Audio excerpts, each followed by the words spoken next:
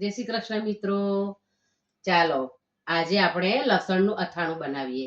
એની માટે મેં એક બાઉલ લસણ લઈ લીધું છે. તમે ઘણી વખત આખું લસણનું અથાણું બનાવ્યું હશે, પણ આજે આપણે ખાંડીને અથાણું બનાવીશું. આ રીતે આપણે એને ખાંડી લેવાનું છે. આપણે મિક્સરમાં ક્રશ નથી કરવાનું, આપણે એને ખાંડીને જ અથાણું બનાવીશું. આ રીતે આપણે એને ખાંડી લઈશું. લસણ ખાંડીએ ત્યાં સુધી આપણે એક બાઉલ સિંગ તેલ ગરમ કરવા મૂકી દઈશું. આ રીતે આપણે લસણને ખાંડીને તૈયાર કરી લેવાનું. આખા લસણ કરતાં ખાંડેલા લસણનો સ્વાદ ખૂબ સરસ લાગે છે, એટલે તમે ચોક્કસ બનાવજો. હવે આપણે તેલ ગરમ કરી લીધું છે, એમાં આપણે લસણને લઈ લઈશું. આ રીતે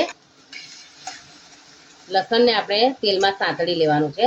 મેં સિંગ તેલનો ઉપયોગ કર્યો છે, તમે સરસિયાના તેલનો પણ ઉપયોગ કરી શકો છો. ધીમા તાપે એને શેકવાનું છે, જ્યાં સુધી એની સરસ સુગંધ ના આવે ત્યાં સુધી. જો તમે જોઈ શકો છો, લસણનો કલર થોડો ચેન્જ થઈ ગયો છે, આછા બદામી રંગનો થઈ ગયો છે. હવે આપણે ગેસની ફ્લેમ ઓફ કરી દઈશું. આપણું લસણવાળું મિશ્રણ ઠંડુ થઈ ગયું છે તેલ. હવે આપણે એમાં એક બાઉલ ભરીને અથાણાનો મસાલો ઉમેરી દઈશું અને મિક્સ કરી લઈશું બરાબર. જો આપણું અથાણું સરસ તૈયાર થઈ ગયું છે. તમે ચાહો તો આમાં એક ચમચી તીખું મરચું પણ ઉમેરી શકો છો. આ રીતે જો હું ઉમેરીશું. અમને થોડું તીખું ભાવે છે, એટલે અમે તીખું પટની મરચું થોડું એક ચમચી મેં ઉમેર્યું છે.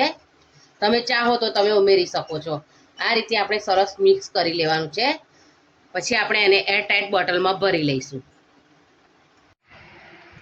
આપણું અથાણું સરસ ઠંડુ થઈ ગયું છે. હવે આપણે એને આ રીતે કાચની બોટલમાં ભરીશું. આ રીતે આપણે એને કાચની એરટાઇટ બોટલમાં ભરીને 6 મહિના સુધી સાચવી શકીએ છીએ. અને ઉપર તેલ, હંમેશા કોઈ બી અથાણું બનાવીએ તો ઉપર તેલ હોવું જોઈએ, એટલે તેલ હોય તો આપણું અથાણું બગડે નહીં. તો આ રીતે તમે એને સાચવી શકશો.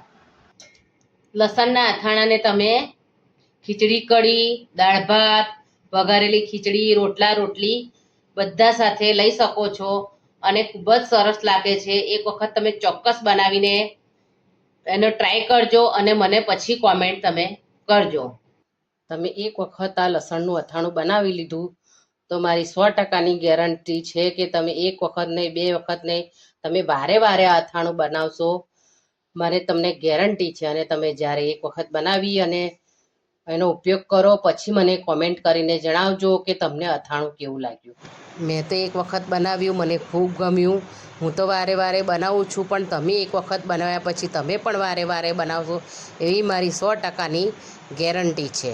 ફરી મળીએ મારા નવા વિડીયોમાં. ત્યાં સુધી થેન્ક્સ ફોર વોચિંગ.